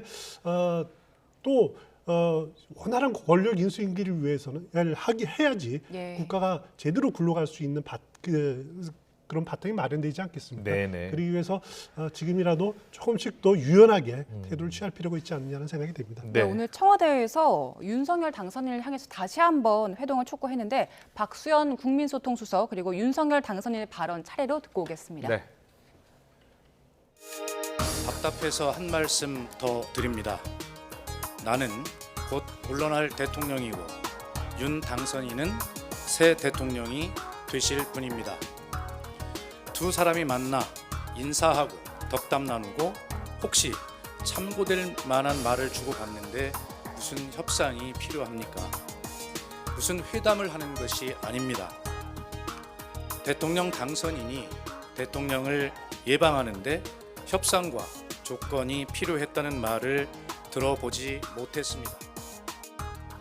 인사 문제가 좀 조율되지 않으면은 문재인 대통령과의 회동이 좀 어려울 수도 있다고 봐야겠고요. 회동 문제는 또 좀 차원이 다른 문제 아니겠어요? 이제 새 정부와 장기간 일해야 될 사람을 마지막에 인사가 급한 것도 아닌데 하는 것은 그건 원론적으로 저는 바람직하지 않다고 보고 있어요. 네, 박수현 국민소통수석이 오늘 그리고 이런 말도 했거든요. 다른 이들 말 듣지 마시고 당선인께서 직접 판단해 주시길 바랍니다라고 얘기를 했는데 어떻게 들으셨습니까? 윤석열 당선인 측에서는 이 말 듣고 굉장히 기분이 나빴을 겁니다. 뭐냐면은 회동이 이루어지지 않은 것이 윤석열 당선인이 다른 사람의 말을 들었기 때문이다. 다른 어떻게 보면 윤핵 관의 장벽에 쌓여가지고 제대로 결정을 못한 것 아니냐. 그래서 여기다 또 이런 말이 있죠. 당선인이 직접 판단하라. 이런 표현들이 있어요. 그러면은 어떻게 보면 회동이 안 되는 책임이 윤석열 당선인에게 있다. 이렇게 청와대가 책임을 떠넘기는 그런 멘트들이거든요. 그래서 윤석열 당선인 측에서는 상당히 기분이 나빴을 겁니다. 그래서 여기 보면 김은혜 대변인이 오늘 이런 표현을 했는데 당선인의 판단을 언급한 것을 굉장히 유감스럽다. 이런 식으로 반발을 하고 있습니다. 그렇군요. 당선인께서 직접 판단해 주시길 바란다라고 한 이 발언이 당선인이 그러면 직접 판단한 게 아니라 남의 말 듣고 판단한 것이다라고 비칠 수 있다. 그렇습니다. 예, 그렇군요. 알겠습니다. 예, 이런 가운데 이제 박범계 법무부 장관이 윤 당선인의 사법 분야 공약에 반대 입장을 밝히지 않았습니까? 그렇습니다. 이와 관련해서 원래 업무 보고 받아야 되는데 업무 보고를 뭐 유예하기로 했다고 합니다. 이런 일도 처음 있는 일 같거든요. 예, 자주 있는 일이 아니죠. 예. 오늘 법무부하고 대검에서 같이 이렇게 보고를 하기로 했는데 법무부 보고는 일단 받지 않았습니다. 퇴짜를 놨습니다. 네. 유예라고 표현을 하셨습니다만 사실상 거부한 거라고 보셔도 될 것 같고요. 네. 그게 뭐냐면은 윤석열 당선인이 그 선거 기간에 내세웠던 공약이 검찰 문제는 검찰을 검찰다운 검찰로 만들겠다라는 거거든요. 그 세부적으로 말하면은 법무부 장관이 갖고 있는 검찰에 대한 수사지휘권 그걸 폐지하겠다는 겁니다. 네. 지금까지 수사지휘권 문재인 정부 들어서 3차례나 발동이 됐어요. 그러니까 총 4차례인데 윤석열 총장이 있을 때 2차례 발동하고 하지 않았습니까? 그랬죠. 예, 그것을 폐지하겠다라는 거. 또 검찰의 예산 편성권, 검찰의 예산 편성은 법무부가 다 합니다. 이것을 검찰에게 돌려주겠다라고 하는 그런 거 하나. 예. 그리고 검찰이 직접 수사할 수 있는 직접 수사를 좀 확대하겠다라는 겁니다. 이것은 현 정부 그리고 민주당의 검찰 개혁과 정확하게 반대되는 대척점에 서 있는 거예요. 그렇군요. 그렇기 때문에 박범계 장관으로서는 여기에 반대를 하는 입장을 표시를 했고 그래서 인수위에서는 법무부의 업무 보고도 받지 않겠다. 반면에 김호수 검찰총장은 여기에 동조하는 듯한 입장을 미리 밝혔기 때문에 대검에 대한 업무 보고만 진행이 됐습니다. 네, 곳곳에서 이렇게 또 충돌을 하면 대통령과 당선인의 만남은 좀 더 어려워지는 것 아니냐 이런 우려가 나올 수밖에 없는 상황입니다. 오늘 정치권 이슈는 질문을 저희가 많이 준비했는데 속보가 많이 들어오는 바람에 여기까지 들어야겠습니다. 추은호 해설위원과 함께했습니다. 고맙습니다.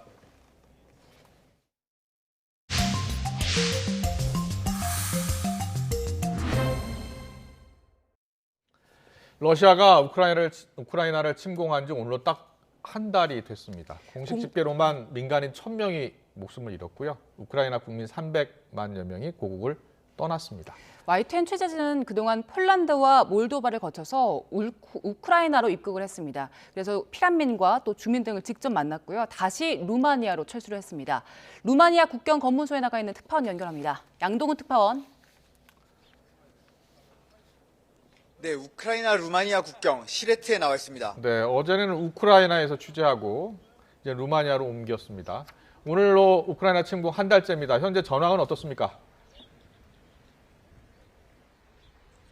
네, 정확히 한 달 전인 지난달 24일 블라디미르 푸틴 러시아 대통령은 특별 군사 작전을 지시하고 우크라이나 주요 도시들에 대한 포격을 시작했습니다. 침공 9시간 만에 수도 키이우가 함락될 위기라는 보도가 나오는 등 러시아군이 빠르게 승리할 거라는 관측이 지배적이었습니다. 하지만 우크라이나의 저항도 끈질겼습니다.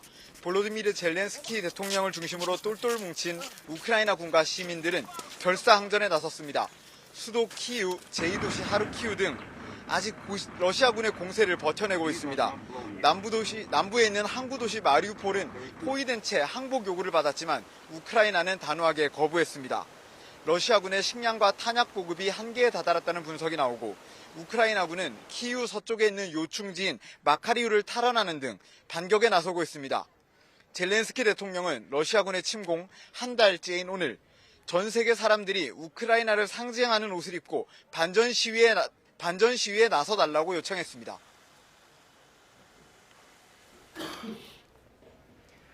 전쟁의 피해가 결국 시민들에게 돌아갈 텐데 한 달 동안에 정말 많은 피난민이 생겼죠?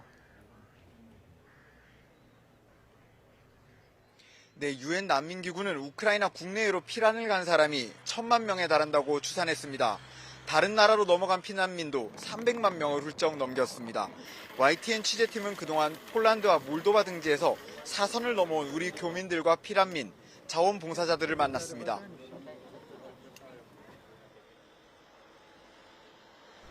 며칠 동안 포탄과 전투 비행기 우리 머리 위로 이렇게 날아가고 집 근처에 포탄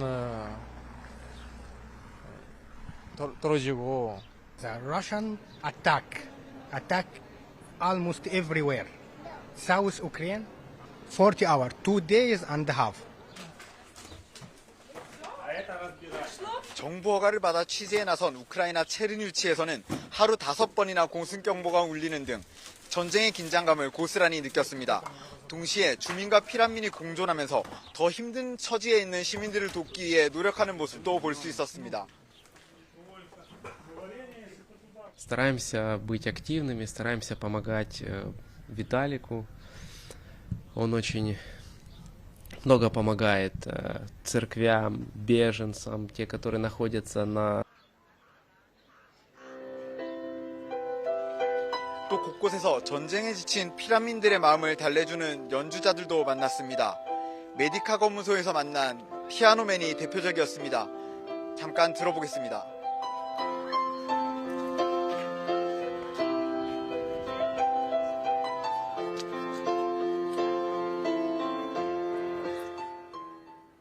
각국의 외교적인 노력도 계속 이어지고 있습니다. 유럽 순방에 나선 조 바이든 미 대통령이 폴란드를 방문할 예정이라고요?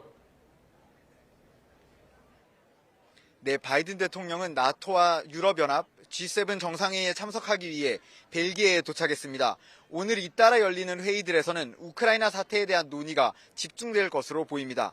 특히 나토 정상회담에서는 젤렌스키 우크라이나 대통령도 화상으로 참석해 각국의 지원을 호소할 예정입니다. 바이든 대통령은 이번 정상회의에서 러시아에 대한 추가 제재안을 내놓을 걸로 보입니다. 또 전황이 악화되면서 러시아가 우크라이나에 핵무기를 사용할 가능성이 있다는 우려도 논의 대상에 오를 걸로 보입니다. 앞서 나토는 우크라이나에 핵무기와 화학무기를 방어할 수 있는 장비들을 추가로 지원하겠다고 밝혔습니다.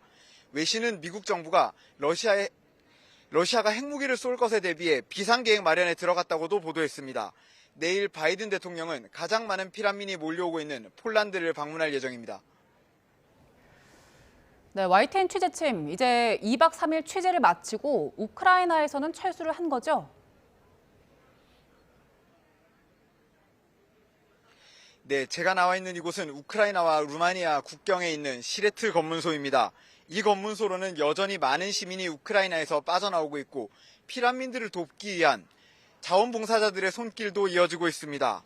YTN 취재팀에 허락된 우크라이나 취재 기간이 지난 21일부터 3일간 뿐이었기 때문에 어제 이곳 시레트 검문소를 통해 루마니아로 들어왔습니다. 우크라이나 체르뉴치에서는 공습 경보가 울려 방공호로 직접 대피하기도 하고 많은 피난민과 주민들을 만나 취재했지만 아직도 아쉬움이 남습니다. 우크라이나에서 만난 시민들 대부분이 자신과 가족의 이야기, 전쟁의 참상에 대한 이야기를 취재진에게 말하고 싶어하는 모습을 보여왔기 때문인데요.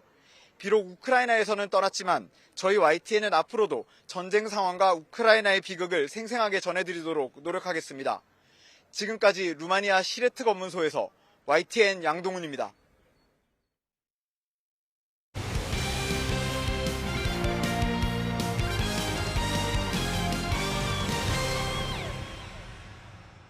김시우가 월드 골프 챔피언십 매치플레이 조별리그 첫날 경기에서 승리해 16강 진출을 위한 쾌조의 출발을 보였습니다. 임성재는 첫날 경기에서 아일랜드 선수에게 아쉽게 패배했습니다. 보도에 김상희 기자입니다. 김시우는 상대의 이딴 실수로 경기 초반 4홀 차까지 여유 있게 앞섰지만 경기를 일찍 끝내려던 공격적인 플레이가 오히려 화를 불렀습니다. 8번 홀부터 3홀 연속 패하면서 한 홀 차로 쫓겼고 결국 일찍 끝날 것 같던 경기는 마지막 18번 홀에서야 승부가 갈렸습니다. 김시우는 마지막 홀 2번째 샷을 홀컵 2m에 붙여 버디에 성공하면서 세계 랭킹 21위인 버거를 2홀 차로 따돌리고 먼저 승점 1점을 챙겼습니다. 첫날에 이렇게 이기고 가서 되게 마음이 편한 것 같고 또 내일을 위해서 또 모멘텀이 좋게 시작한 것 같아서 되게 기분이 좋은 것 같아요. 이번 대회 우승 후보 2위를 제압한 김시우는 4년 만에 16강 진출을 위한 유리한 고지에 올랐습니다. 김시우는 둘째 날 경기에서 잉글랜드의 티럴 해턴과 대결합니다. 하지만 임성재는 후반 줄버디를 기록한 아일랜드 세이머스 파워의 5홀 차로 LPGA 호주 교포 이민지의 동생 이민우는 디펜딩 챔피언 빌리 호셜에 3홀 차로 패했습니다. 총 64명이 출전한 이번 대회는 4명씩 16개 조가 리그전을 펼쳐 각 조 1위가 16강에 오르게 됩니다. YTN 김사익입니다. DB그룹 배드민턴 코리아리그 여자부 4강전에서 삼성생명이 포천시청을 꺾고 결승에 올랐습니다. 삼성생명은 김혜정, 이유림이 복식에서, 김가은이 단식에서 각각 활약해 3대 0으로 이겼습니다.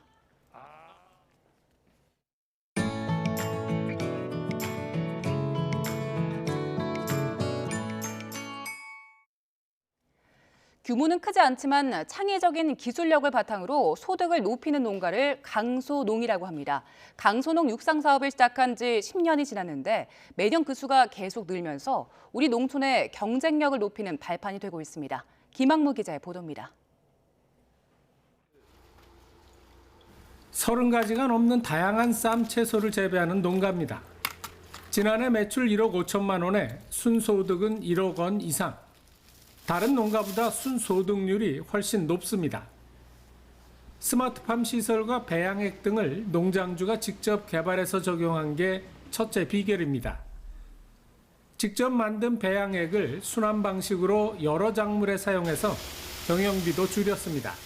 20년 동안의 실험 결과 저희가 지금은 모든 채소들을 한 가지 배양액으로도 다 키울 수 있게 되었습니다. 평범해 보이는 이 딸기 농장도 다양한 자체 기술을 갖추고 있습니다. 딸기 묘목 생산과 촉성 재배 기술을 개발해 묘목 생산을 3배로 늘렸고 딸기 수확 시기도 앞당겨 고소득을 올립니다. 다양한 영농 기술 개발로 농가 소득이 향상되었고 이러한 기술을 다른 농가에 공유하여 함께 성장할 계획입니다. 지난 2011년 15,000 농가로 시작한 강소농 수가 지난해 9만여 농가로 늘었습니다. 강소농은 당국의 다양한 교육과 지원에 힘입어 일반 농가보다 평균 10% 정도 높은 소득을 올립니다. 지속적으로 역량 있는 강소 농가를 발굴하고요. 경영 교육과 맞춤형 컨설팅, 온라인 마케팅 지원 등을 통해서 우리 농업 농촌의 핵심 인력이 될 수 있도록 양성하겠습니다. 현장에서 꼭 필요한 기술과 열정을 갖춘 강소농이 농가 인구 감소와 고령화로 어려움을 겪는 우리 농촌의 희망이 되고 있습니다. YTN 김학무입니다. 올해 배와 복숭아의 꽃피는 시기가 평년보다 다소 빨라질 걸로 보입니다. 농진청이 개발한 프로그램에 따르면 배꽃이 활짝 피는 시기는 울산이 4월 11일, 나주 12일 등으로 평년과 비슷하거나 약간 빠르고 복숭아꽃은 경북 청도가 4월 3일, 강원도 춘천 19일로 평년보다 4일 정도 빠를 전망입니다. 농촌진흥청이 국산 감귤 품종 탐나는 봉의 재배 기술을 미국의 감귤 재배업체에 이전하는 계약을 체결했습니다. 계약 기간은 올해부터 2035년까지 14년 동안 총 3억 6,500만 원 규모로 이번 계약에는 국내 농민의 피해를 막기 위해 해당 품종을 미국에서만 생산하고 판매할 수 있다는 조항이 포함됐습니다. 오후에 들어서며 미세먼지가 쌓여가고 있습니다. 현재 충남과 전남을 제외한 대부분 지역의 대기질이 탁한데요. 중서부와 영남 지역은 내일 오전까지 미세먼지 농도가 짙게 나타나겠습니다. 내일 오후부터는 먼지가 걷히고 따뜻한 봄을 느끼기 좋겠습니다. 서울 낮 기온 19도까지 올라서 4월 중순만큼 따뜻하겠습니다. 다만 저녁부터는 날이 급변하면서 전국에 여름철 같은 강한 비가 내리겠는데요. 모레 오전까지 제주 산간에 250mm 이상, 그 밖에 제주도에 는 최고 100mm의 폭우가 쏟아지겠고요.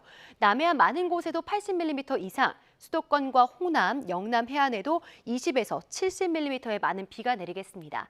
특히 내일 밤사이 제주도와 남해안에 시간당 30mm 이상의 강한 비가 쏟아지겠고요. 해안가에는 최대 순간 풍속, 초속 25m 이상의 소형 태클급 돌풍이 몰아치겠습니다. 피해가 발생하지 않도록 주의해 주시기 바랍니다. 내일 아침 기온 서울과 대구 7도, 대전은 6도로 오늘보다 3에서 5도가량 높겠습니다. 낮 기온은 서울 19도, 전주 20도, 광주 19도까지 올라서 오늘보다 1에서 7도가량 높겠습니다. 일요일부터는 대체로 맑은 가운데 예년 수준의 날씨가 이어지겠습니다. 날씨였습니다. 이어서 저녁 종합 뉴스 이브닝 뉴스가 방송됩니다. 시청해주신 여러분 고맙습니다.